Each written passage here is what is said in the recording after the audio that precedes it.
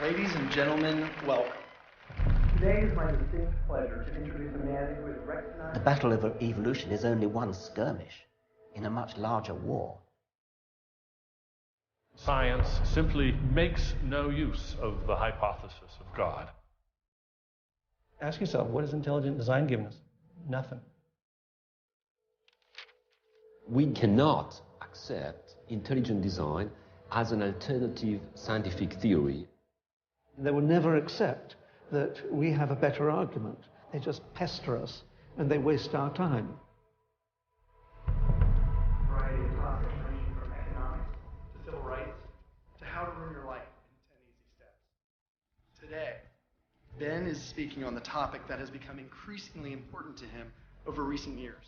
While Ben has always been an ardent supporter of science, lately he has noticed an alarming trend in the scientific establishment that could have dire consequences for every American. Without further ado, please join me in giving a warm welcome for Mr. Ben Stein. Thank you. Thank you very much. Thank you very, very much. Thank you. Thank you very much, everybody. Thank you very much, gangsters. Thank you very, very much. Freedom is the essence of America. We're talking about freedom of speech, freedom of assembly, freedom from fear, freedom of religion. Martin Luther King said, America is essentially a dream, and he said it is a dream of freedom and equality, and freedom is the way to equality. And America simply would not be America without freedom. In every turning point in our history, the decision has always been about freedom. Freedom is what makes this country great. Freedom has allowed us to create, to explore, to overcome every challenge we have faced as a nation. But imagine if these freedoms were taken away. Where would we be? What would we lose? Well, unfortunately, I no longer need to imagine. It's happening. We are losing our freedom in one of the most important sectors of society, science. I have always assumed that scientists were free to ask any question, to pursue any line of inquiry without fear of reprisal. But recently, I've been alarmed to discover that this is not the case. It all began when I met evolutionary biologist Richard Sternberg in Washington, D.C. His life was nearly ruined when he strayed from the party line while serving as editor of a scientific journal affiliated with the prestigious Smithsonian Museum of Natural History. Your office was over there? That's correct. This here is the West Wing. Directly ahead of us is the West Wing of the Natural History Museum. So now you're not there anymore because you're a bad boy. No, I'm not. No, I was exiled. You're a bad boy. You question the powers that be. What was Dr. Sternberg's crime? He dared to publish an article by Dr. Stephen Meyer, one of the leading lights of the intelligent design movement. The paper ignited a firestorm of controversy merely because it suggested intelligent design might be able to explain how life began. As a result, Dr. Sternberg lost his office, his political and religious beliefs were investigated, and he was pressured to resign. The questioning of Darwinism was a bridge too far for many. The mentioning of intelligent design that occurs at the end of the paper was over the top. And I think the intelligent design proponents have raised a number of very important questions. And you wanted to get those questions brought up and discussed. Placed on the table. Placed on the table. People were so upset about it. They were so upset that you could see they had a physical emotional reaction. Wow. They were saying that Stephen C. Meyer is a well-known Christian, that Stephen C. Meyer is an intelligent design proponent, that Stephen C. Meyer is a Republican. It was all couched in terms of religion, politics, and sociology. The way the chair of the department put it is that I was viewed as an intellectual terrorist. Terrorist. Because of giving the topic of intelligent design some modicum of credibility. What happened to Dr. Sternberg was terrible, but surely it was just an isolated case. I was still pretty skeptical, so naturally I checked in with the head of the Skeptics Society, Michael Shermer. So I can't prove there is no God or Yahweh in your case, any more than I can prove there is no Isis, Zeus, Apollo, Brahma, Ganesha, Mithras, Allah, or for that matter, the flying spaghetti monster. And think about just one thing. Why would the aliens look like this? Well, that's these are who drew bipedal. that? Who drew that? Skepticism, it's not a position you take. It's just an approach to claims. This one is called the borderlands of science, where sense meets nonsense. Is intelligent design nonsense? Well, it's unproven. So in that sense, it's nonsense. So I would put it in the sort of shaded areas between good, solid science and total nonsense. You know, it's sort of 3/4 of the way toward the nonsense side. But you think, nevertheless, people should be allowed to speak about it and publish papers about it? They are free to write and publish and be heard in public forums and go to conferences just like everybody else does. Well, what if a person published something, say at the Smithsonian, in favor of intelligent design and then lost his job over it? And it had been peer-reviewed, and published, and then he lost his job over it anyway. What would happen? What do you think about that situation? I think that particular situation, there was something else going on. What was going on? I don't know. I mean, I don't know, because I don't know, but I think there had to be something. People don't get fired over something like that. You roll up your sleeves, you get to work, you do the research, you get your grants, you get your data, you publish, and you work your butt off, and that's how you get your theories taught. Well, but wait a minute. What if you try and roll up your sleeves and go to work and work your butt off, and they say, well, we're going to fire you if you even mention the word intelligent design? I don't think that's happening. Where is that happening? George Mason University. Throughout its 50-year history, our mission has remained clear: to prepare a diverse population of students to think and to grow in a climate of unbridled academic freedom. After Dr. Caroline Crocker simply mentioned intelligent design in her cell biology class at George Mason University, her promising academic career came to an abrupt end. My supervisor invited me into his office. He said, "I'm going to have to discipline you for teaching creationism." And I said, I mentioned intelligent design on a couple of slides, but I did not teach creationism. He said, "Nonetheless, you have to be disciplined." At the end of the semester, I lost my job. Not only did this well-loved professor lose her job at George Mason, she suddenly found herself blacklisted, unable to find a job anywhere. So whenever I interviewed for a job, I would be offered it, usually on the spot. Since this has happened, and since people can Google my name, I'm finding that when I send my credentials, I do get interviews, I get many interviews, but I never get offered a job. I don't tell them about my science sin. I was only trying to teach what the university stands for, which is academic freedom. There's nothing to be learned in neurosurgery by assuming an accidental origin for the parts of the brain that we work on. It wasn't just biologists who were feeling the Darwinist wrath. When neurosurgeon Michael Egnor wrote an essay to high school students saying doctors didn't need to study evolution in order to practice medicine, the Darwinists were quick to try and exterminate this new threat. A lot of people on a lot of blogs called me unprintable names that were printed.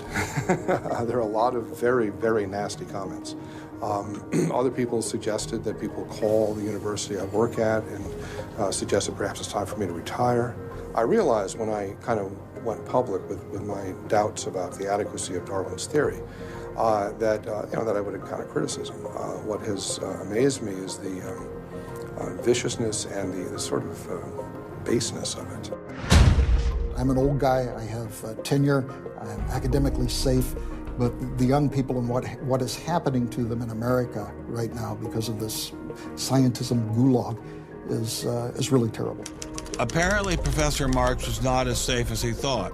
A few months after this interview, Baylor University shut down his research website and forced him to return grant money once they discovered a link between his work and intelligent design. In order to attract grants, you have to market yourself. So you put up sites and call yourself labs and groups and things like that in order to get visibility. And in my entire experience in academia, I never went to any superior and asked them any permission to put up any of these labs.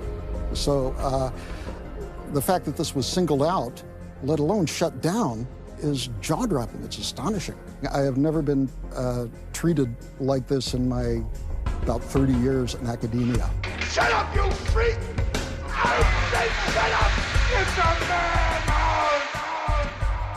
If you peel back the onion, I think that there is no doubt that the center of this is my work in what some would call intelligent design. People really get emotional about this. Whenever you say intelligent design in a room of academics, them's fighting words. Creationists.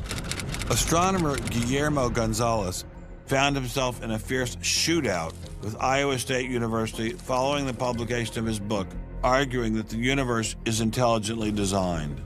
Despite a stellar research record that has led to the discovery of several planets, his application for tenure was denied, putting his career in jeopardy. I worried about my tenure a little bit in 2005 when the petition was being circulated because I viewed that as a strategy of Hector Avalos and his associates to try to poison the atmosphere on campus against me because he knew I wasn't tenured yet and I was very vulnerable. I have little doubt that I would have tenure now if I hadn't done any professional work on intelligent design. Dr. Gonzalez had this advice for scientists who might be thinking about following his example. If they value their careers, they should keep quiet about their intelligent design views. We know there are times and places to be quiet, and other times and places when we can make noise if we want to. Will you show us? Of course. Boys and girls, how would you like to show some of the ways we know of being quiet? It's the kind of thing where you just learn to keep your mouth shut. In addition to those scientists who were willing to appear on camera, we encountered many more who didn't dare show their face for fear of losing their jobs. You use an intelligent design perspective to get the research done, but you're not allowed to talk about it in public. And so there is definitely incentive, if you think about it, for people to remain within the mainstream. You know, what's he up to? What is he thinking? Is he one of them? That kind of thing. If I write intelligent design, they hear creationism.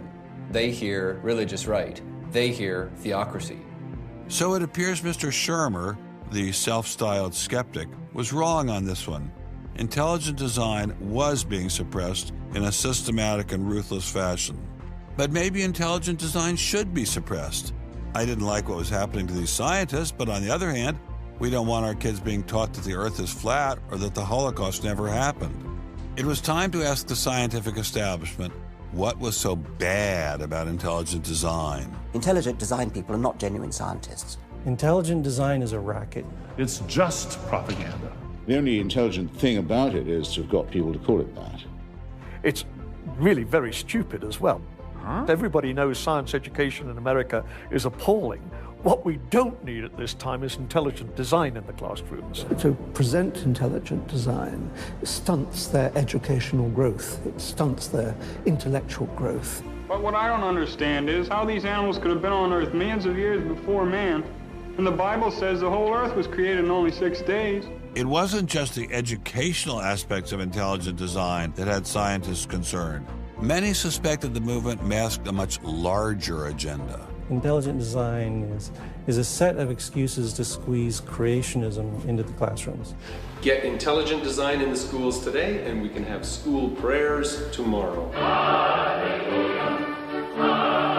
Any other complaints? Can you imagine anything more boring?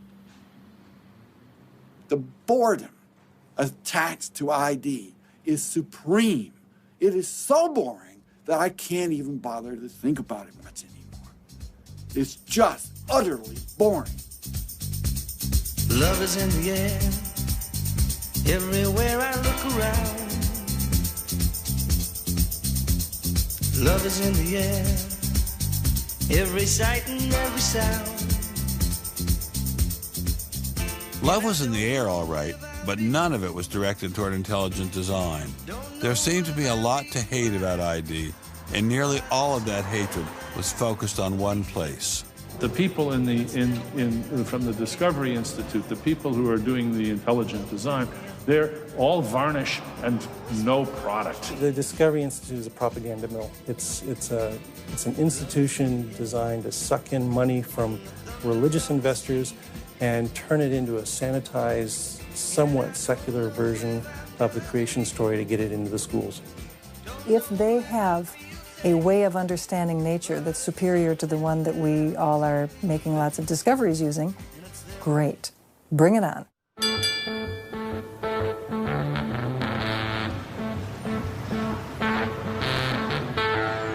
We are really, really lost. I think it's on 3rd. I think it's on 3rd. I think it's down there. I have no idea where this place is.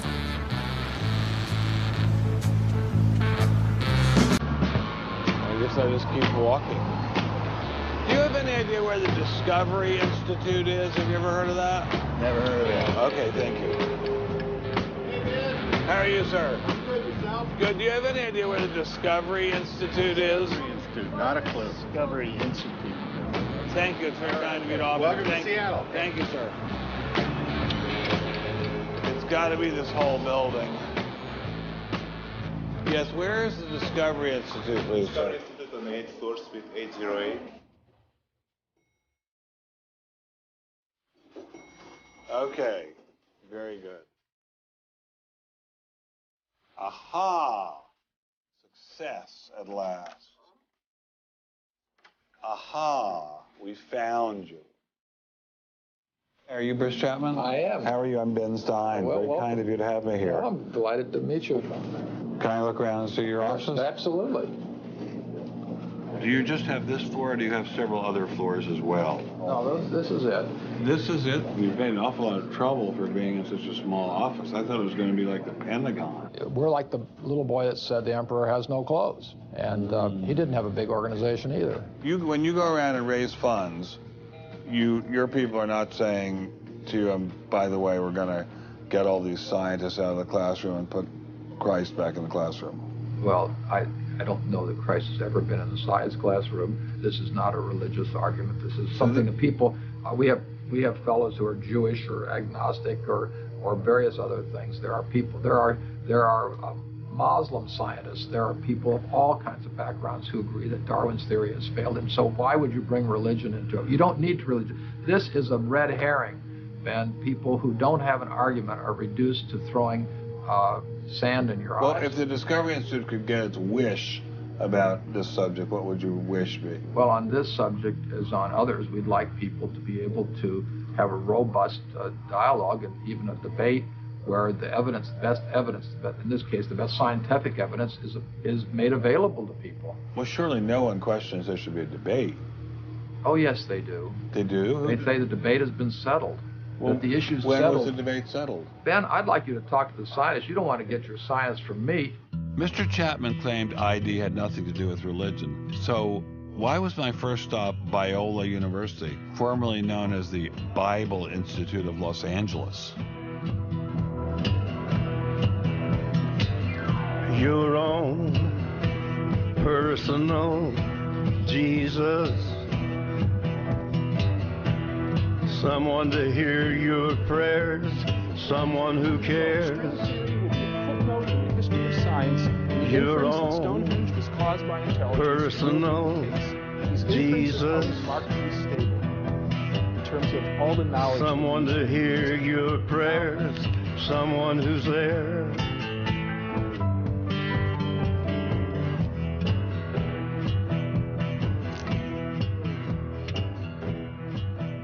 How much money have you ever gotten from Jerry Falwell?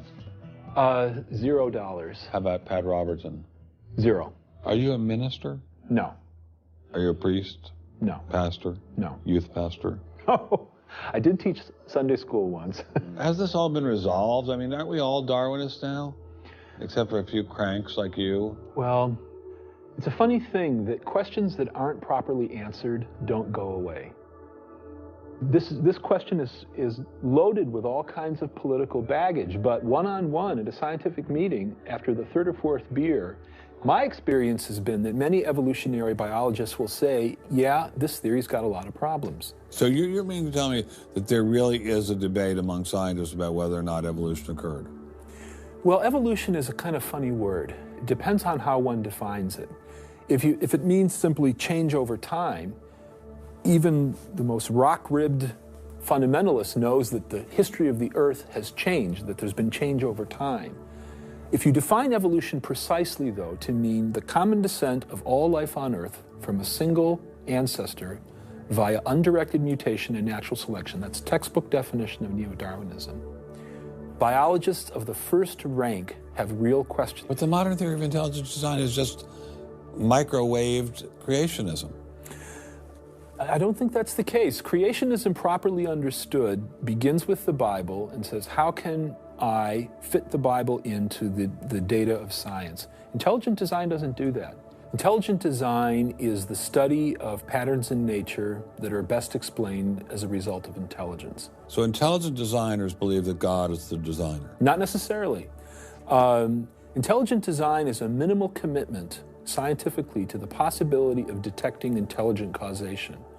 Dr. Nelson didn't sound like a crazy person, but I still suspected ID was nothing but reheated creationism.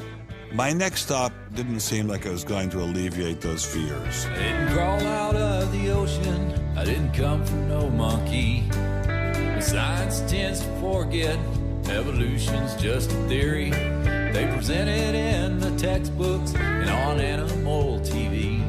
Like it's fact, but tell me, were you there 12 million BC?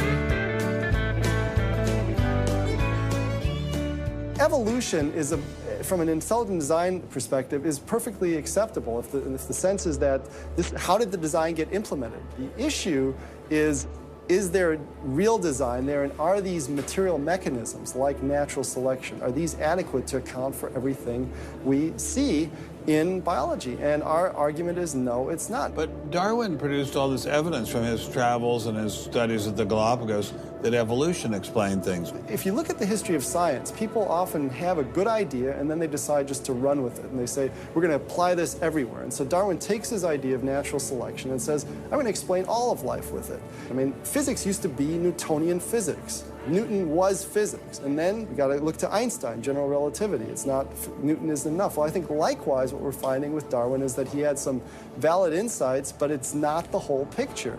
Okay, Darwinism may not be the complete picture, but what made these guys think they had the missing pieces?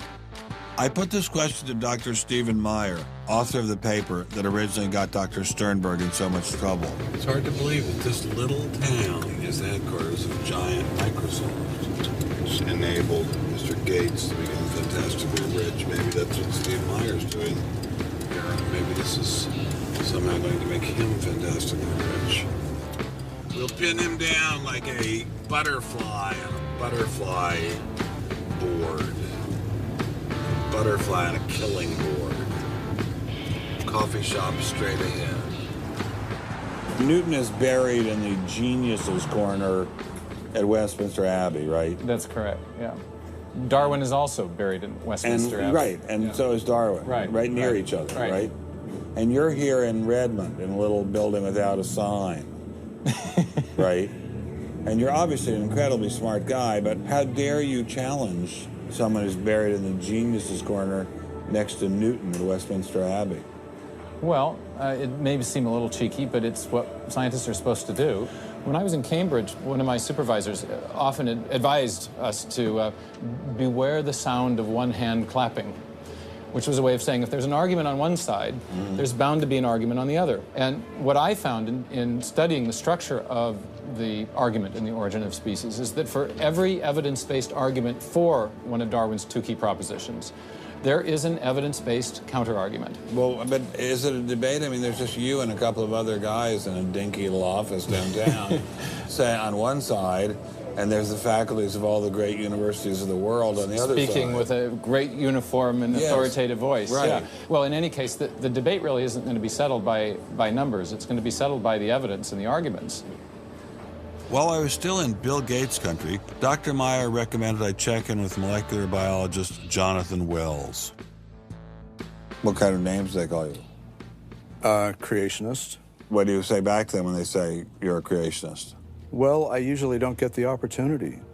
What's at stake for you personally here? First of all, I love science. I think the way Darwinism corrupts the evidence, distorts the evidence, is bad for science. Well, the other scientists would tell you to just shut up if you love science, okay? Because you're sort of being a bomb thrower into science. I am upsetting the apple cart, and I think it deserves to be upset in this case. Why? Because the evidence is being distorted to prop up a theory that I think doesn't fit it. Was Darwinism really that bad? Perhaps a change of scenery would give me a fresh perspective. Quand je t'ai vu au coin de la rue, tout est vide, j'ai cru que tous les deux, sous le ciel bleu, nous serions très heureux.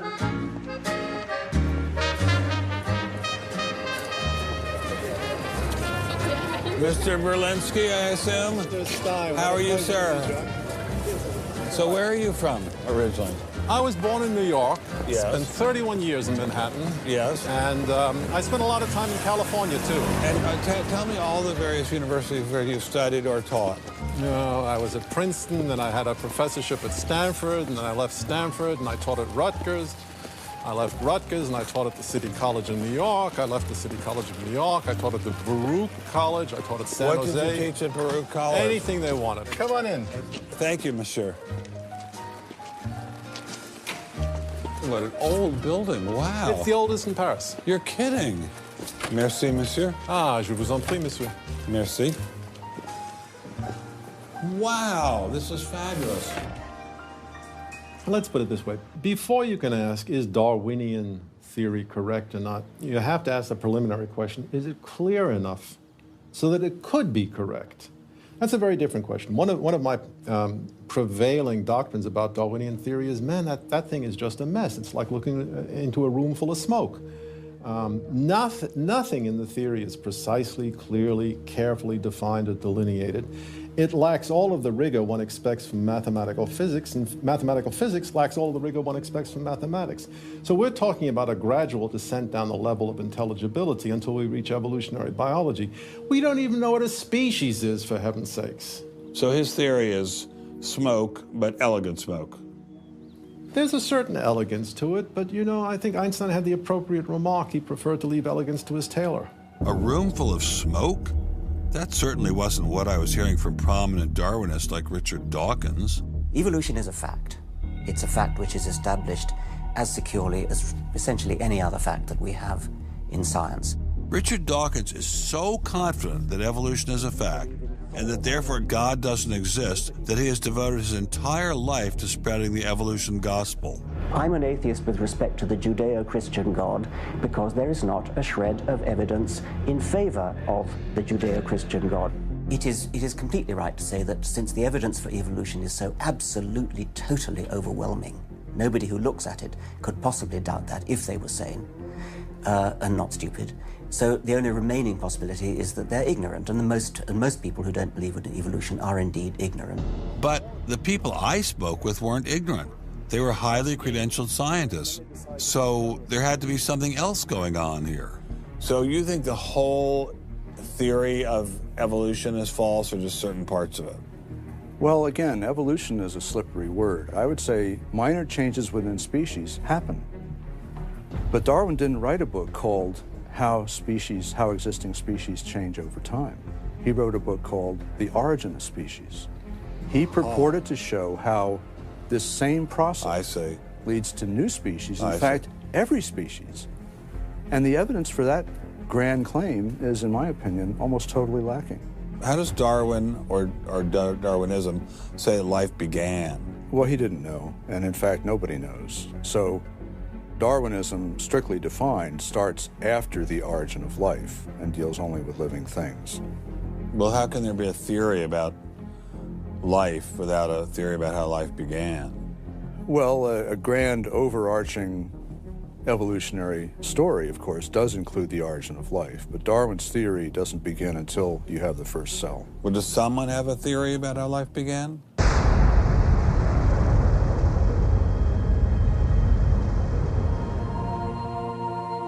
This is the story of a small planet in space called Earth. For a typical Darwinian explanation of how life originated, Dr. Wells directed me toward this documentary. The chemical elements essential for life, hydrogen, oxygen, carbon, and nitrogen, were now in place. What was needed was a way of combining them. Perhaps the energy came from lightning. Whatever it was. Excuse me? Whatever it was, energy managed to arrange these chemical ingredients in just the right way. Whatever it was? I was hoping for something a little more scientific. The most popular idea has been that life emerged spontaneously from primordial soup. In 1953, Stanley Miller mixed water, methane, ammonia, and hydrogen to simulate the early Earth's atmosphere. Then he ran electricity through it in an attempt to jumpstart life. It didn't work. While the initial results seemed promising, 50 years later, most serious scientists have abandoned this approach in favor of alternate theories. Prominent Darwinist Michael Ruse attempted to explain one of them to me. He wasn't kidding. How did we get from an inorganic world to the world of the cell? Well, one popular theory is that it might have started off on the backs of crystals. My crystal ball. Molecules piggybacked on the back of crystals forming, and that this led to more and more complex. But of course, the nice thing about crystals is every now and then you get mistakes, mutations, and that this opens the way for natural selection. But at one point there was not a living thing, and then there was a living thing. How did that happen? Well, that's just I've just told you. And I don't see any reason why you shouldn't go from very simple to more and more complex to more and more complex. I don't either, but I don't know how you get from mud to a living cell. That's my question. Yes, well, I've told you. I think it was on the back of crystals. On the backs of crystals. On the backs of crystals is at least one hypothesis, yes. So that's your theory, and you think that is more likely and less far-fetched than intelligent design? I think it is. I wouldn't put Ben Stein's money on Dr. Ruse's joyriding crystals, but it did make me wonder, what were the chances of life arising on its own? It's been speculated that probably there would have to be a minimum of about 250 proteins to provide minimal life function. If that's really true, then I think it's almost inconceivable that life could have happened in some simple step-by-step way. Okay, so the simplest form of life requires at least 250 proteins to function. What's so difficult about that? Welcome to the Casino of Life. Who wants to spin for a chance to win? Oh, sure. I'll give it a shot. What do I win? Take a look at this. Huh? How about the world's first single-cell organism? This perfectly aligned string of proteins could be yours. Now, take a spin.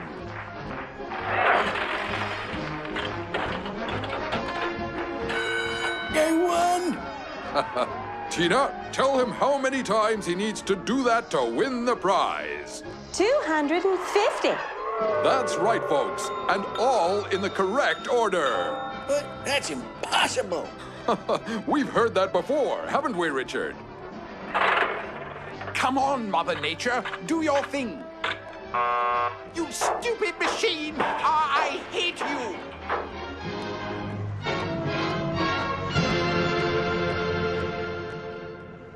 We're talking about something that's staggeringly improbable, roughly 1 in a trillion. Let all of life choose a million, a trillion. The number is essentially zero. Something has to skew nature to choose the ones that work. So, in the game of life, it looks as if the house always wins. Luckily, some serious scientific minds have figured out a way to beat the odds. Directed panspermia.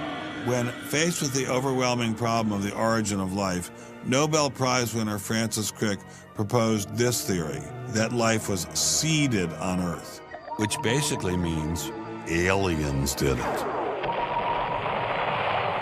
Crystals? Aliens? I thought we were talking about science, not science fiction. We don't know what caused life to arise. Did it arise by a purely undirected process? Or did it arise by some kind of intelligent guidance or design? And the rules of science are being applied to actually foreclose one of the two possible answers to that very fundamental and basic and important question. So the rules of science say we will consider any possibility except one that is guided. Exactly. No matter how life began, on the backs of crystals or in the test tube of some intelligent designer, everyone agrees it started with a single cell. But what is a cell? Let me ask you a question. Yeah.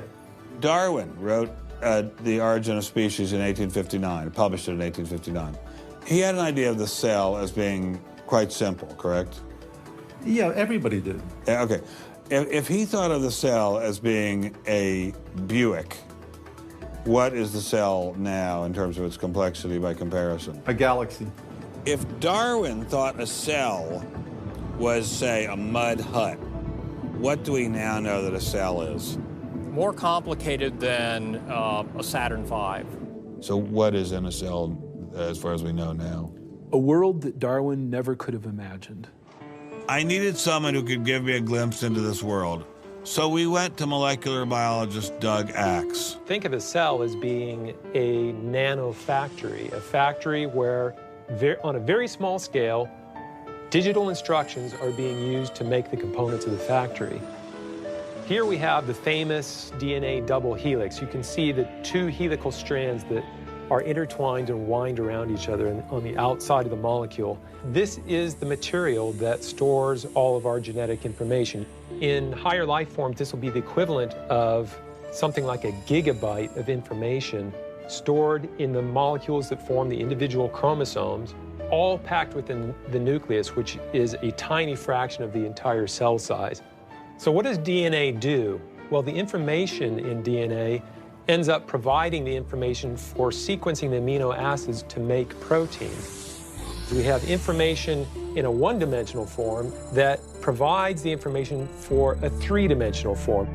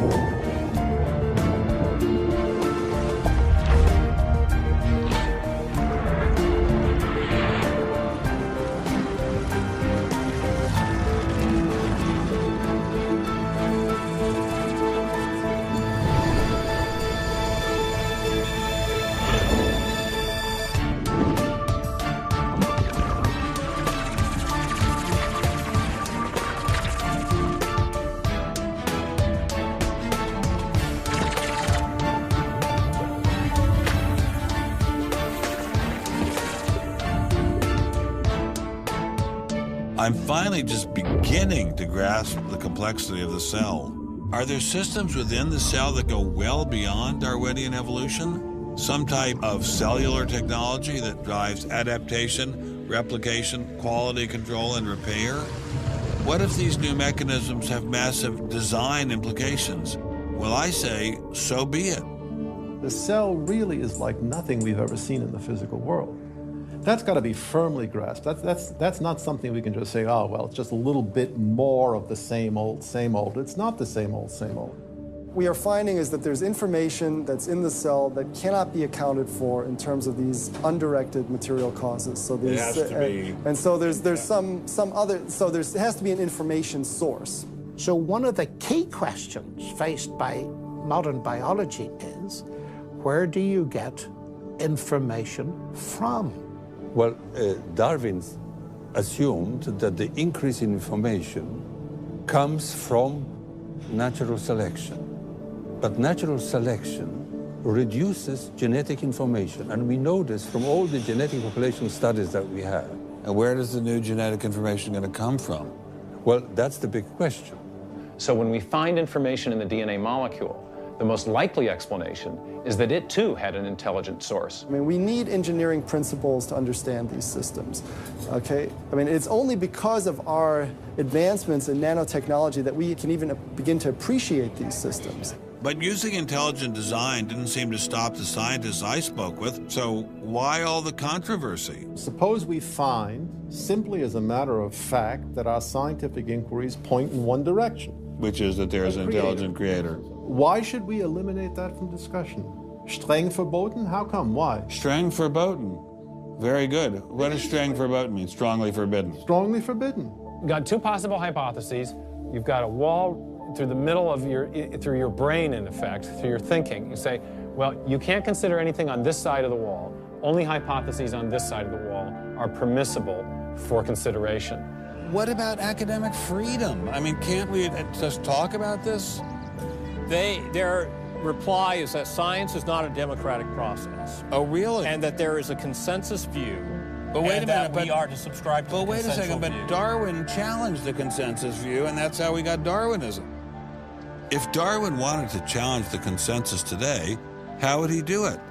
Science isn't a hobby for rich aristocrats anymore. It's a multi-billion-dollar industry. And if you want a piece of the pie, you've got to be a good comrade. Scientific ideas. How we get them to you, the people. Every idea must be inspected to ensure that it is safe. All theories must pass through a series of checkpoints. First, the Academy. Getting a controversial theory through the Academy can be dangerous. Few people know this better than Congressman Mark Souder. He uncovered a targeted campaign led by individuals within the Smithsonian and the National Center for Science Education to destroy Dr. Sternberg's credibility. If you want peer reviews, if you want to be published, if you want to go to respected institutions, the core view does not tolerate dissent. There's kind of a, this is the way it is, and anybody who's a dissenter should be squashed. Are you gonna be on my side if I let you up? Sure, Chick, sure. I'm on your side. Just let me up. I'll do anything you say. Souder isn't the only one who has witnessed the Academy's tactics. Journalist Larry Witham has seen similar behavior during his 25 years of covering the evolution controversy. Once you're thick in science, you can't question the paradigm. But if you want to get grants, if you want to be elected to high positions, if you want to get awards as a promoter of public education of science, you can't question the paradigm. People cannot be trusted to form their own opinions. This business about open-mindedness is nonsense. Why is the scientific establishment so afraid of free speech? There is this fear that if one aspect of a theory is closely scrutinized, there's going to be an unraveling. Who are you? Oh, I am the great and powerful Wizard of Oz. I interviewed dozens and dozens of scientists, and when they're amongst each other or talking to a journalist who they trust, they'll speak about You know, it's incredibly complex, or molecular biology is in a crisis. But publicly, they can't say that. Keeping a keen eye on the Academy, our various watchdog organizations. Listen to Eugenie Scott of the National Center for Science Education. The NCSE has been at the heart of virtually every evolution controversy over the past 25 years, vigorously defending the Darwinian gospel. We have had a lot of business, unfortunately, at NCSE in the last few years, because virtually every state in which science education standards has come up for consideration has had a big fight about the coverage of evolution in them. NCSE was started by a group of scientists and teachers who were very concerned because in the late 70s and early 80s there were a lot of attempts to pass equal time for creation science and evolution laws. And clearly this is something that neither scientists nor teachers liked. It wasn't exactly help the creationists are coming, but it's, you know, kind of along those lines. Most scientists just throw up their hands and say, creationists, they drive me crazy, you know, you handle it. And we've worked a lot with science education organizations. The most important group we work with is members of the faith community, because the best kept secret in this controversy is that Catholics and mainstream Protestants are okay on evolution. Are you sure about that, Eugenie? Liberal Christians have been fighting with conservative Christians for so long that they'll side with anybody against the fundamentalists. And Eugenie Scott says, well, welcome over. There's a kind of science defense lobby, or an evolution defense lobby in particular. They are mostly atheists, but they are desperately wanting to be friendly to mainstream, sensible religious people. And the way you do that is to tell them that there's no incompatibility between science and religion. But is there really an incompatibility? Can't we believe in God and Darwin? Implicit in most evolutionary theory is that either there's no God or God can't have any role in it. So naturally, as many evolutionists will say, it's the strongest engine for atheism. If they called me as a witness, and a lawyer said, Dr. Dawkins, has your belief in evolution, has your study of evolution turned you towards atheism? I would have to say yes. And that's the worst possible thing I could say for winning that court case. So people like me are bad news for the science lobby, the evolution lobby. By the way, I'm being a hell of a lot more frank and honest in this interview than many people in this field would be.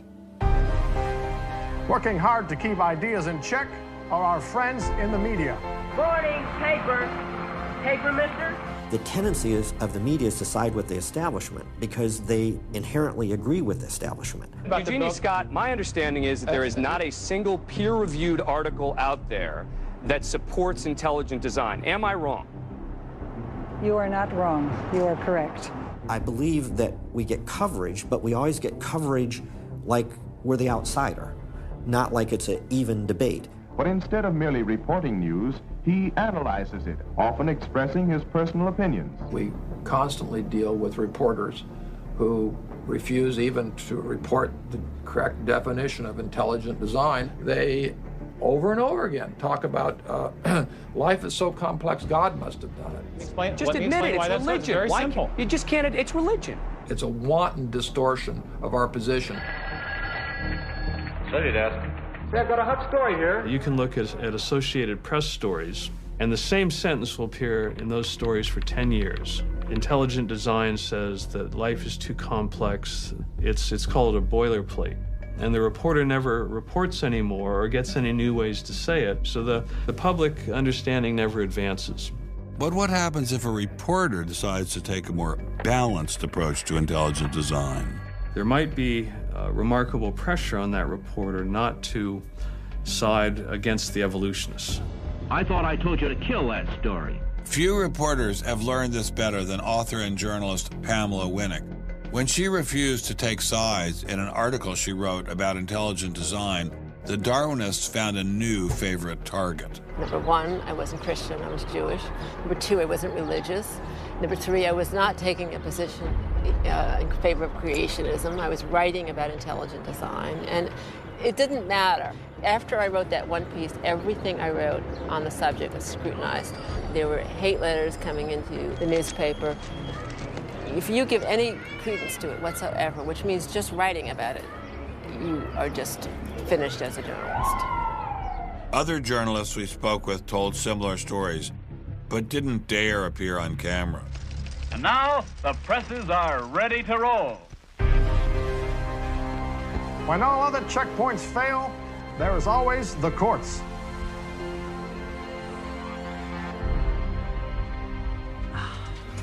We have spent an enormous amount of time trying to prove to the court what everybody already knows, that intelligent design is a particular religious belief.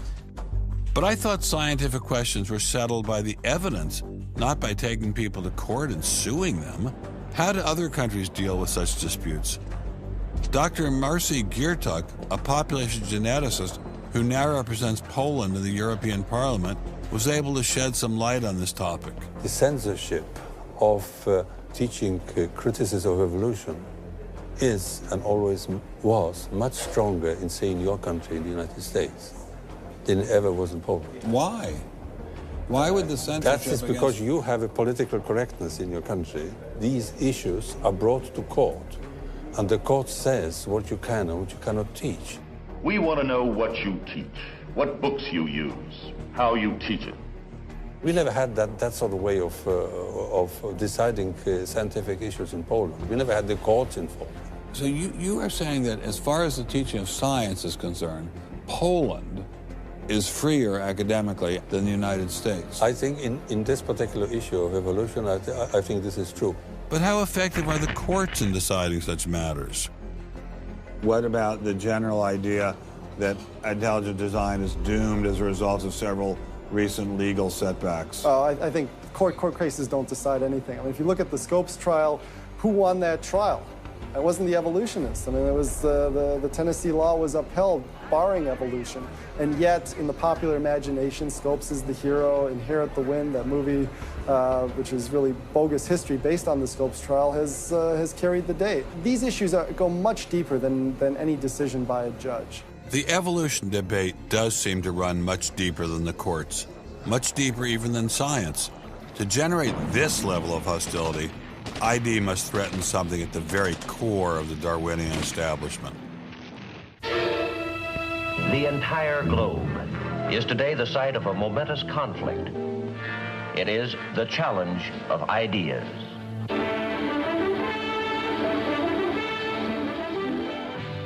I am Edward R. Murrow. For a little while, I would like to review with you the great conflict of our times, one which demands and must get the attention and the involvement of each one of us. This conflict over the principles of evolution has become a religious war. It really is no longer about scientific investigation. It is total competition with an antagonist who is putting into it everything within his capability. The situation has reached a point where many of evolution's top apologists have switched from defending Darwinism to attacking religion in what they see as a bid to stamp out intelligent design at the source.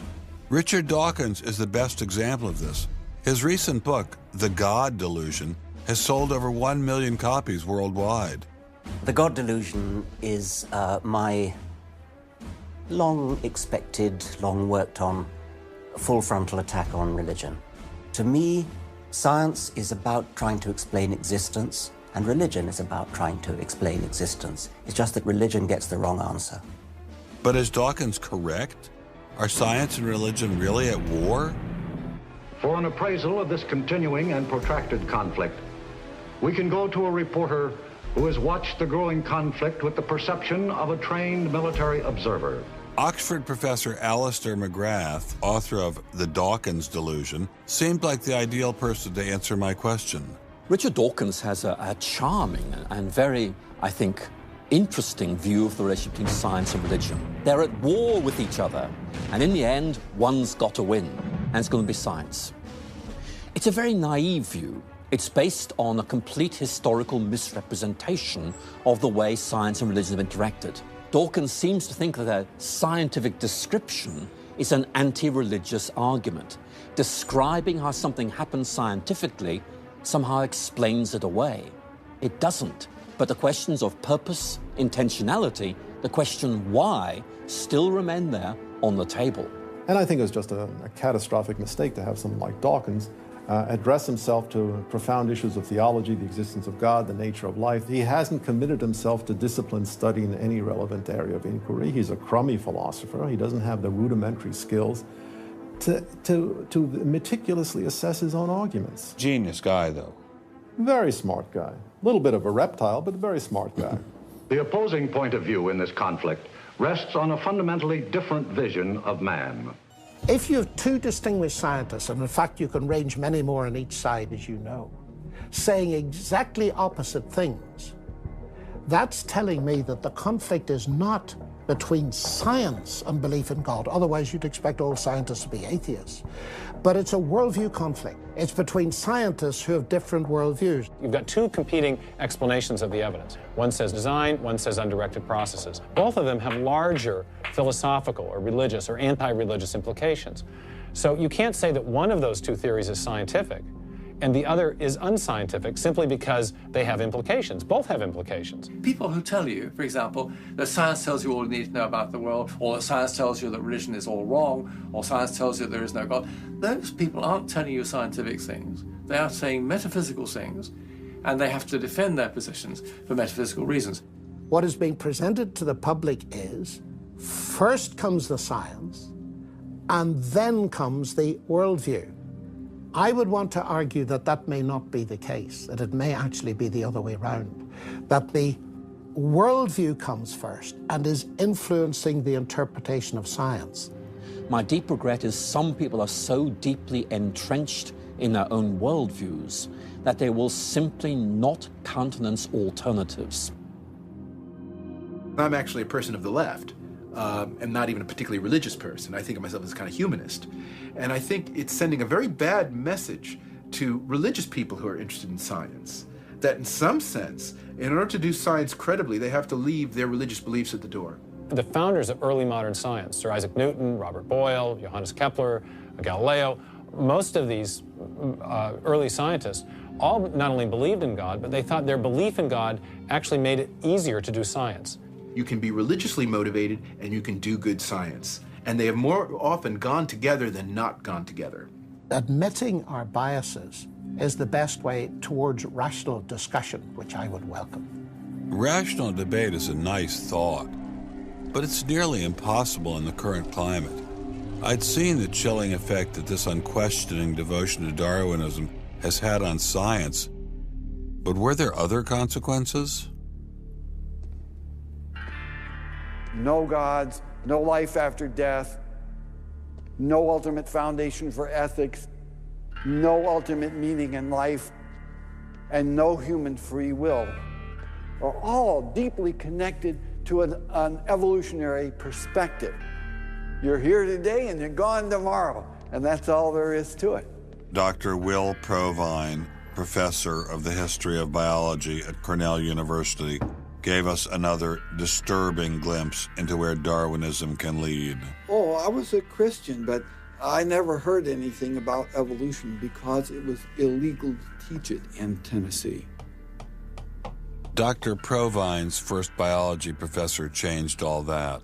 He started talking about evolution as if it had no design in it whatsoever. And I came up to him and I said, "You've left out the most important part." And he said, "If you feel the same way at the end of one quarter, I want you to stand up in front of the students in this class and tell them this deep lack in evolution."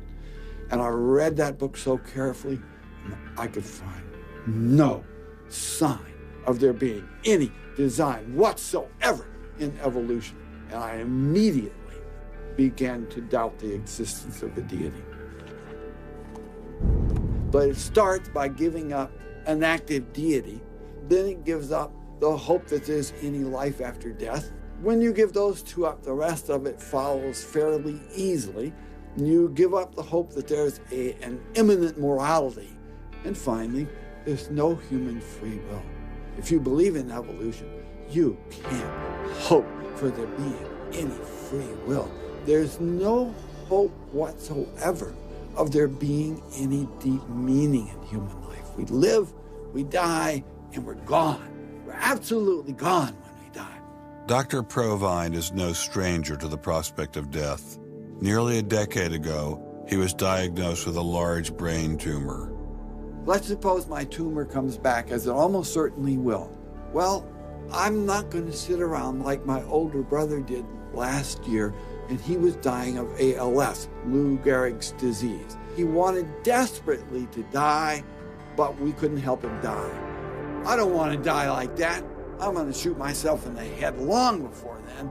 I'm going to do something different. I hope these are empty words for my friend, Dr. Provine, because shortly after this interview was recorded, he learned his brain tumor had returned.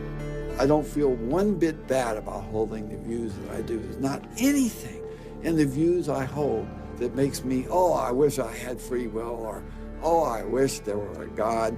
I don't ever wish that. Dr. Provine's deconversion story was typical amongst the Darwinists we interviewed.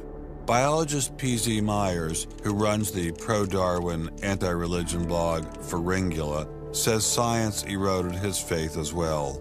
I never hated religion. I found religion quite comfortable, and I liked the people in it. What led to the atheism was learning more about science, learning more about the natural world, and seeing these horrible conflicts with religion.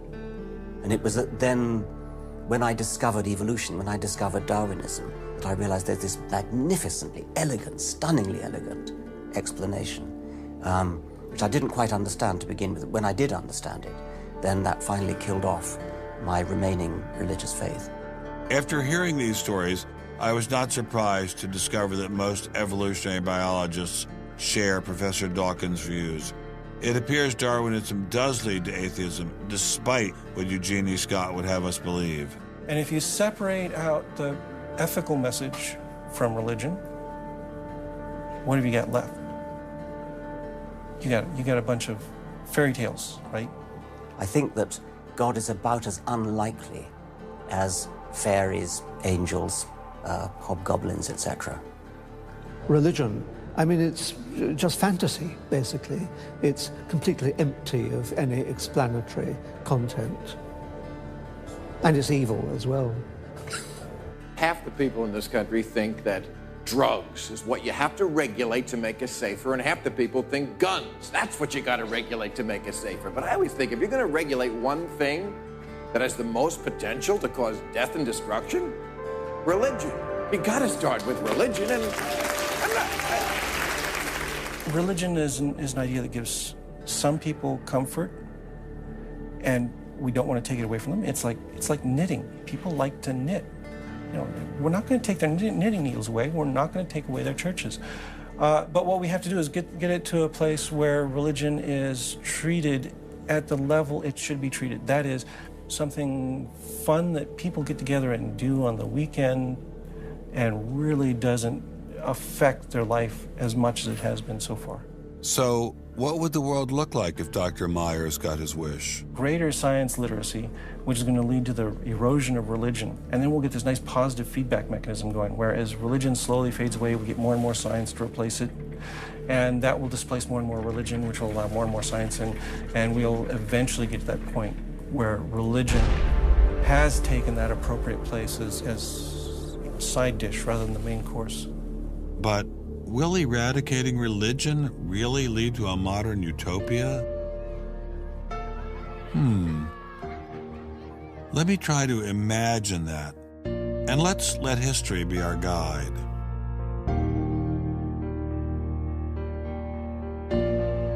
In part, I think Matthew Arnold put his hands on it when he spoke about the withdrawal of faith. There is a connection between a society that has at least a minimal commitment to certain kinds of transcendental values and what human beings permit themselves to do one to the other. That got me thinking, what other societies have used Darwinism to trump all other authorities, including religion?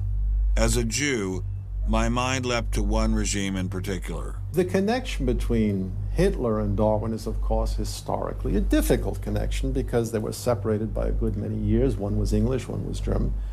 Nonetheless, if you open Mein Kampf and read it, especially if you can read it in German, the correspondence between Darwinian ideas and Nazi ideas just leaps from the page. Of course, you have to add every historical caution. Not everyone who read Darwin became a Nazi. Obviously not. No one is making that case.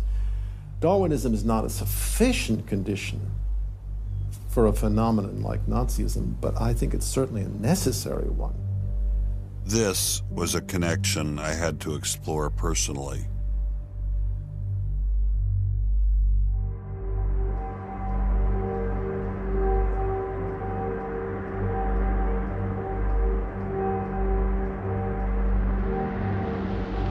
American officers arrive at a Nazi institution seized by First Army troops. Under the guise of an insane asylum, this has been the headquarters for the systematic murder.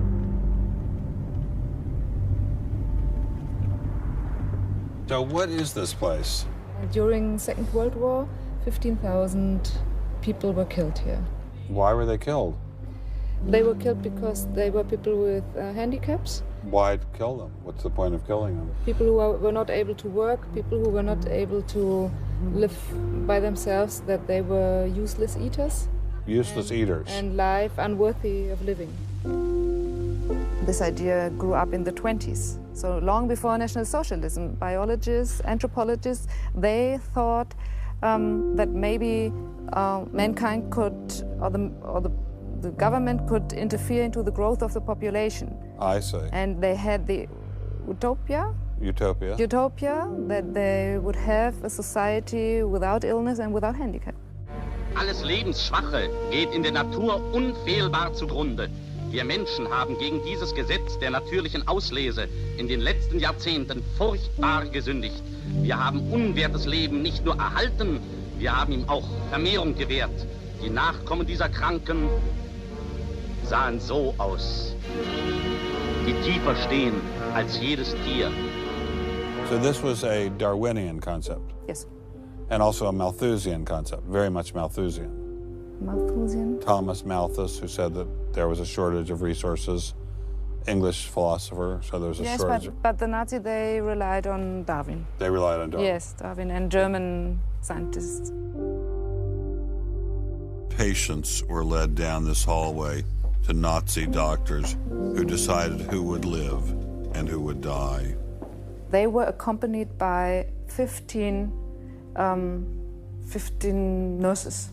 Nurses, yes. Nurses, male and female nurses. So nurses were helping lead them to their doom. Yes.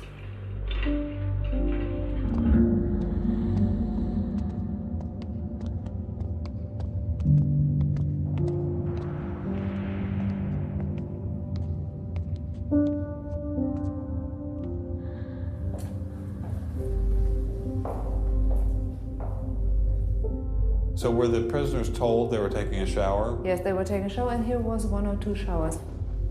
So how many people were brought into this room? 60 to 70.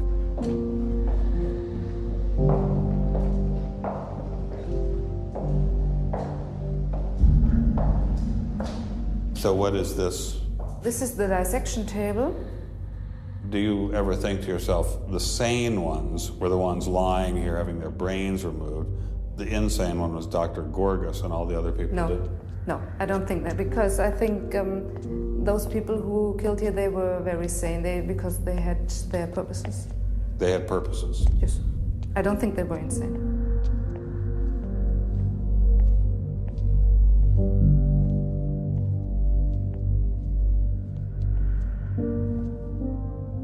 They had 2 crematory ovens. I see. And they killed about 70 people. A day. So they had. That's barely enough time. And they only killed from Monday to Friday. So. Because the people who were doing the killing needed to have the weekend off. If you met Dr. Gorgas today, what would you say to him? I don't know. I don't think that it's my role to tell him something. It's difficult to describe how it felt to walk through such a haunting place. to know that these cold stone and tile walls were the last things the victims of Hadamar ever saw. I wanted to explore this connection further, so I met with the author of From Darwin to Hitler, Dr. Richard Weikart. Hitler and many of the physicians that carried out this program were very fanatical Darwinists, and particularly wanted to apply Darwinism to society. Was wir uns unter der deutschen Jugend der Zukunft wünschen, ist etwas anderes, als was die Vergangenheit sich gewünscht hat. Wir müssen einen neuen Menschen, auf das unser Volk nicht an den typischen Degenerationserscheinungen dieser neuen Zeit runde geht. Many of these people in the 19-teens, 1920s, who were putting forward some of these ideas about racism were considered the leading scientists. These were Darwinists who were taken seriously by fellow academics. It's not to say that all academics believed it. These leading academics, were there any of them who were Americans? There were plenty of Americans who were saying similar kinds of things. Not only were Americans saying such things, they were pioneers in this fledgling science known as eugenics. They thought they could help evolution along by sterilizing the so-called feeble-minded and prohibiting them from getting married. Physicians who are aware of the history of 20th century American medicine harbor some bad feelings towards Darwinists because of eugenics. And the eugenics, which was an attempt to breed human beings, it was the darkest chapter of American medicine ever. There were 50,000 people involuntarily sterilized because they were deemed unfit to breed, basically. Eugenics isn't just history. The spirit of the movement lives on today. Margaret Sanger was the head of Planned Parenthood. She was very fanatical in her promotion of eugenics. In fact, Planned Parenthood was all about birth control for the impoverished and lower classes to try to help improve the species.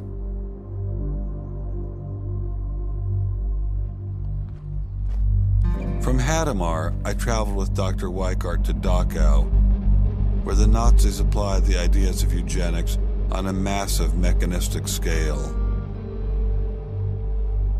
When it was a fully functioning concentration camp, and what was the purpose of it? I mean, part of it was to repress political enemies. What was the rest of the purpose? Well, beyond the repression of the political enemies, which was its purpose at the very beginning, then later on it transformed into repressing racial enemies. And sometimes those categories overlapped because sometimes they thought that these people were political enemies because they were inferior biologically. The war itself was part of the Darwinian struggle for existence for Hitler.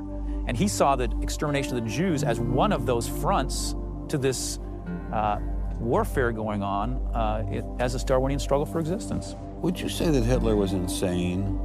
No, I wouldn't say he was insane. I think he had imbibed some very, very wrong ideas. And in fact, I think he took the logic of them in certain ways that brought him to take very radical solutions for them. Would you say he was evil? Oh, I'd definitely say he was evil. Is there such a thing as evil? Oh, I think there is. And is there such a thing as good? Oh, definitely. And evil can sometimes be rationalized as science. Oh, sure. And evil can sometimes be rational. When it's rationalized as science, and I think when it's rationalized in this particular way in particular, I think Hitler thought he was doing good. He thought he was doing good? Oh, I think so. He thought he was benefiting. He thought he was benefiting humanity by driving evolution forward and creating a better humanity.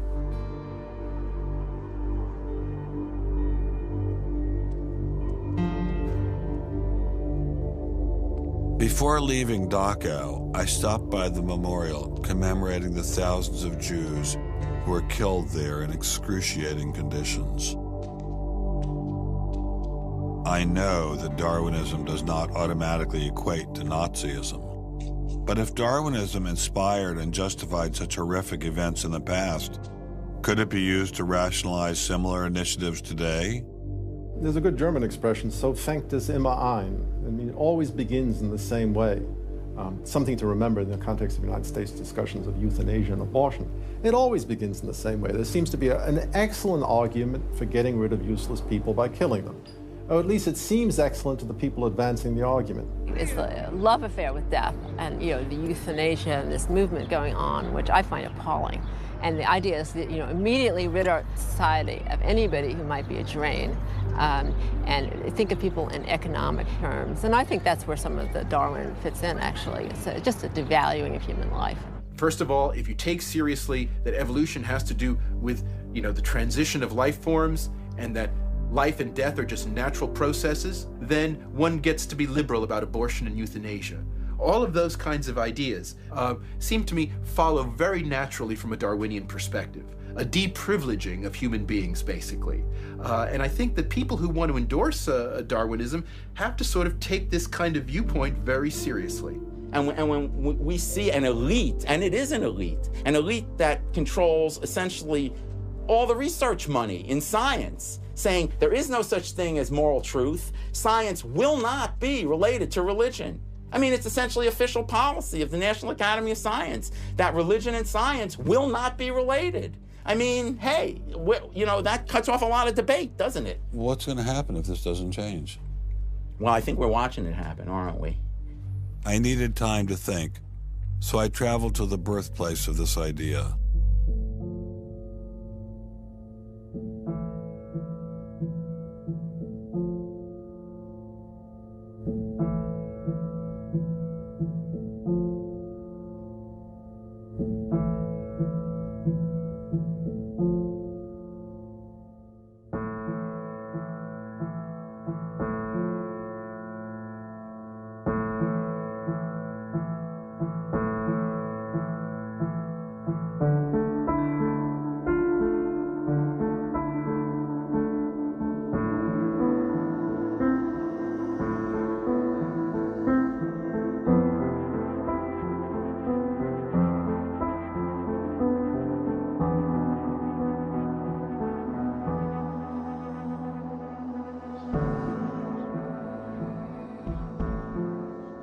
With savages, the weak in body or mind are soon eliminated.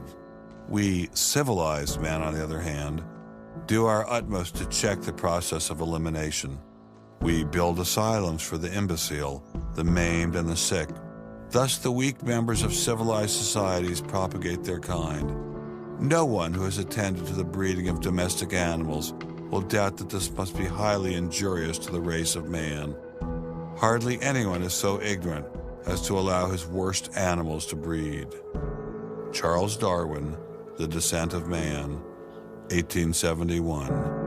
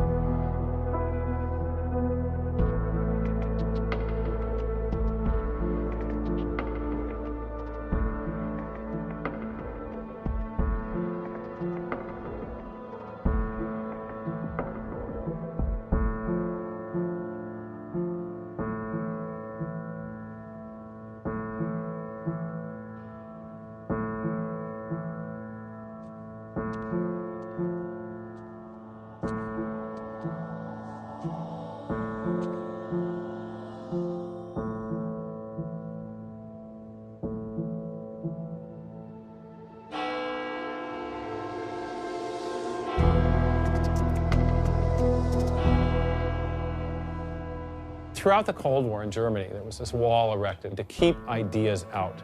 It was erected by people who held an ideology, that were afraid of a competition from other ideas that would come into their society. And what we're seeing happening in science today is very much like that.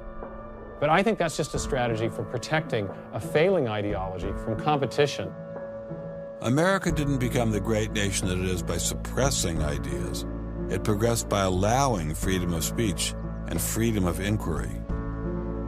Thomas Jefferson got it right when he wrote, "We hold these truths to be self-evident, that all men are created equal, that they are endowed by their Creator with certain unalienable rights, that among these are life, liberty, and the pursuit of happiness."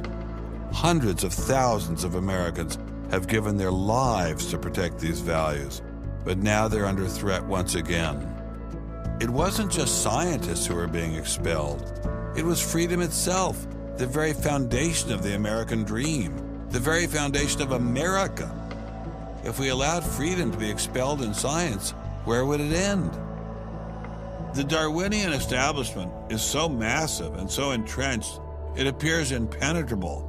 I couldn't bring it down myself, but I could at least confront those who had expelled the scientists I'd met. What would you say if you had Eugenie Scott sitting next to you? What would you say to her? I would ask her, by what authority does she and those like her presume to declare what is and is not science? You know, he's sort of made himself martyr of the day.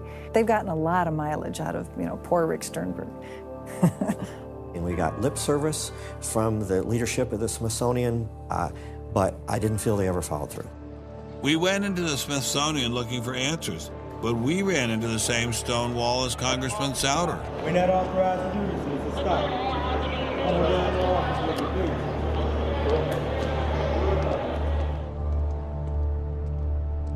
He said, nonetheless, you have to be disciplined, and I lost my job.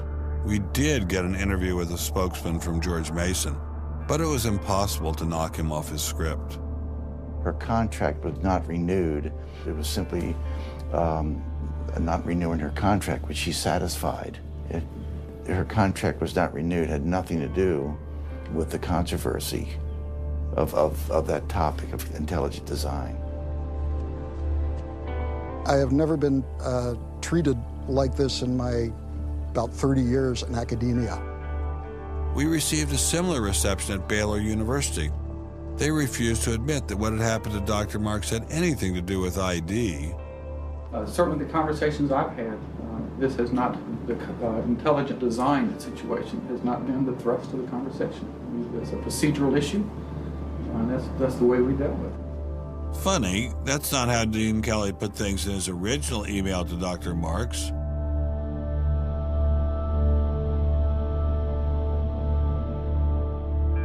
I'm not mixing my religion with my science. The questions that I ask in my intelligent design research are perfectly legitimate scientific questions. At least the top guns at Iowa State were willing to own up to their actions. What we wanted to stop is the use of the name of ISU to validate intelligent design elsewhere, and we did succeed. I really think a lot of Guillermo. He's a great guy. So, I mean, that's why I'm kind of disappointed, all right, that he should have just left this alone. So, in my opinion, should have just left it alone. Dr. Hauptmann elaborated further on his great regard for Gonzalez. This is quoting an email from you to Mr. Avalos. You say, "Sometimes it is just best to ignore idiots," in reference to Guillermo.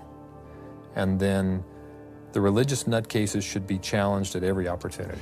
Yeah, because, for example, you...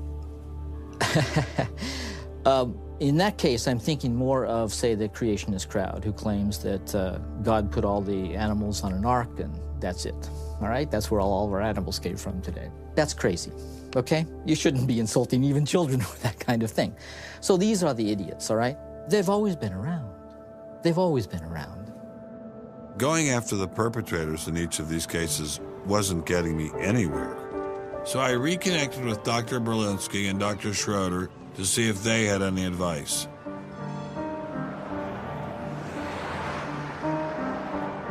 There's a boundary to what science will accept right now. I think the parallel is exactly this wall coming down. Ask any Berliner from the east side what it meant to have the wall come down. If it is possible to make a break in the wall that will allow academia to ask these fundamental questions that exist and allow them in the science classrooms as well. It'd be nice to see the scientific establishment lose some of its prestige and power. It'd be nice to see other questions being opened up. Above all, it'd be nice to have a real spirit of self-criticism penetrating the sciences. What can I do to bring down the wall? Is there anything I can do? Make it apparent to the world that a wall exists. There are vast numbers of persons who talk about academic freedom. And there is academic freedom as long as you're on the correct side of the wall. But if you're on the wrong side of the wall, as we mentioned a few moments ago, you lose tenure, and that's a given. I took Dr. Schroeder's words to heart. Obviously, I couldn't take down the wall myself, but I could confront one of its modern architects.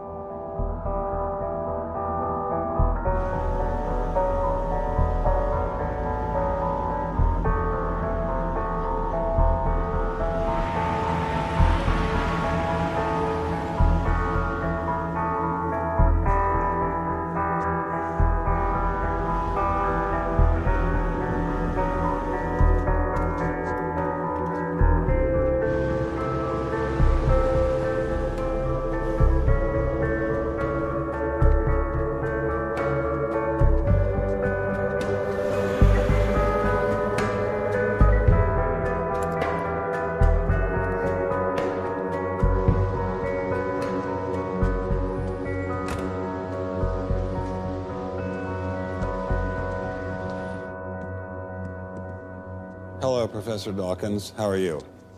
I'm Ben Stein. I'm so sorry to keep you waiting. How are you? Fine, thank you. You have written that God is a psychotic delinquent invented by mad, deluded people. No, I didn't say quite that. I said something rather better than that. Oh, well, please tell us what you said. Please tell us what you said. Well, I would have to read it from the book. No, please.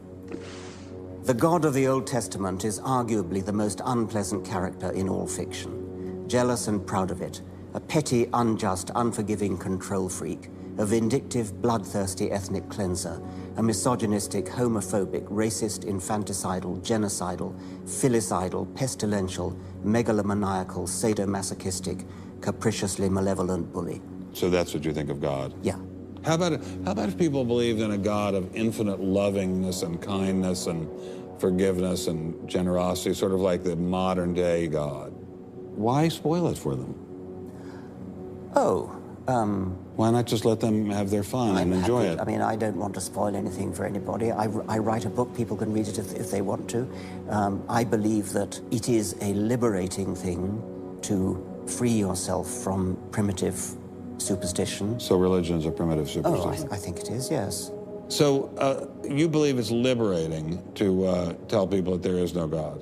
I think a lot of people, when they give up God, feel a great sense of release and freedom. Why do you think that? I mean, what's your dad? What's your scientist? What's your dad? I think, well, I've had a lot of letters saying that, and I've... There are 8 billion people in the world, Dr. Dawkins. How many letters have you had? No, I haven't done that. That's quite true. Professor Dawkins seemed so convinced that God doesn't exist that I wondered if he would be willing to put a number on it. Well, it's hard to put a figure on it, but I mean, I'd put it as something like, 99% against or something. Well, how do you know it's 99% I against, say, and not 97%? No, I did. You asked me to put a figure on it, and I'm not comfortable putting a figure on it. I think I just think it's very unlikely. What? But you couldn't put a number on it? No, of course not.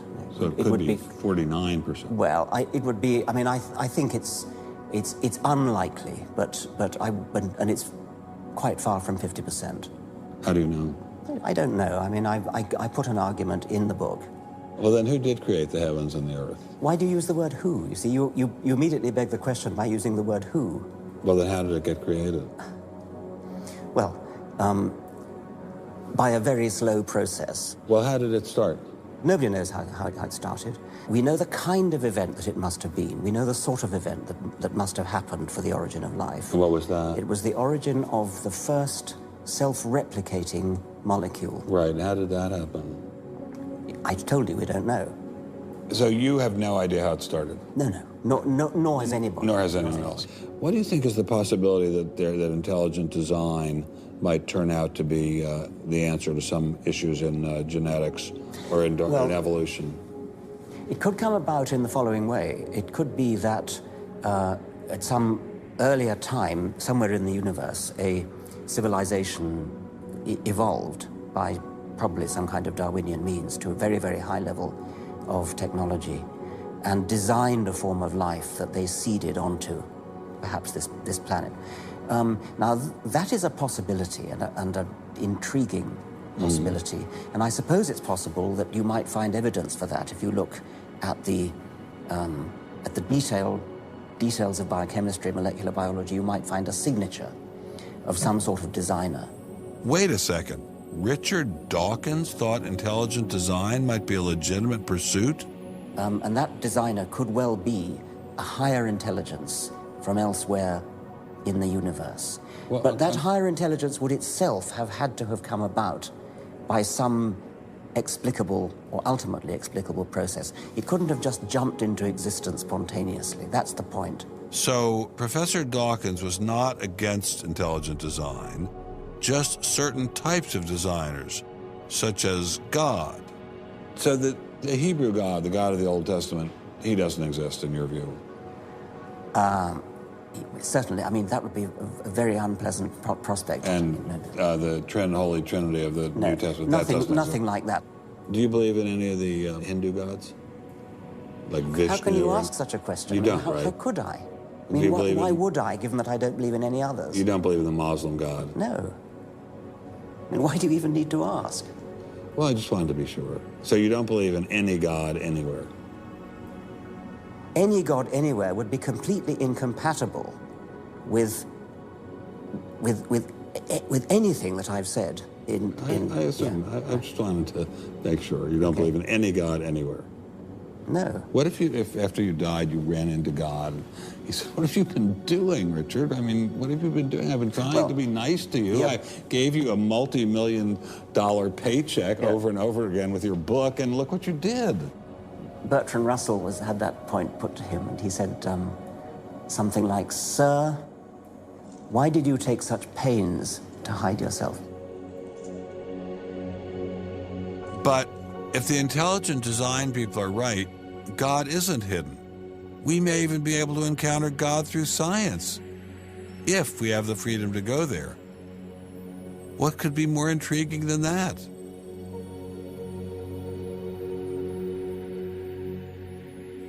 We take freedom for granted here in the United States. Freedom is what this country is all about. And a huge part of freedom is freedom of inquiry. But now, I'm sorry to say, freedom of inquiry in science is being suppressed. Behind me stands a wall that encircles the free sectors of this city, part of a vast system of barriers. There are people out there who want to keep science in a little box where it can't possibly touch a higher power, cannot possibly touch God. Those barriers cut across Germany in a gash of barbed wire, concrete, dog runs, and guard towers. If you believe in God, and you believe that there is an intrinsic order in the universe, and you believe that it's the role of science to try to pursue and understand better that order, you will be ostracized. I'm frightened by this, but I'm not going to let it stop me from investigating and from speaking. The wall cannot withstand freedom. What I'm asking for is the freedom to follow the evidence wherever it leads. My hope is that there'll be enough independent thinking scientists who don't like to be told what to think. People on both sides of the argument being prepared to talk and listen. And above all, a willingness to keep these dialogues open. It might allow a lot of very good scientists to be scientists who aren't being allowed to be scientists right now. I don't care what they end up as being. I don't care if they end up being religious, a young earth creationist. If they have thought their way through the issues and get there, I'm all for them. And why do I think we're going to win in this struggle? Because truth crushed to earth will rise again. To find out what's true has a value all of its own. If it has additional good consequences, so be it. Because no lie can live forever. And I believe that science gives us one perspective on the world, and our religious insight gives us another perspective on the world. And by putting the two together, they will see more deeply and more truly. And if we will stand up for freedom, freedom is the victor. And if we all do that, we will overcome.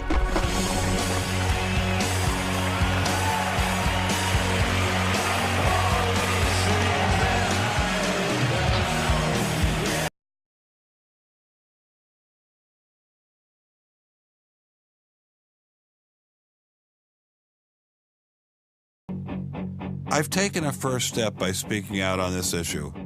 But if the wall is to come down, we all have to do our part. Some of you will pay a heavy price for speaking out. You may even lose your job. I guarantee you'll get hate email. But if you don't get involved, will anyone be left to carry on this struggle?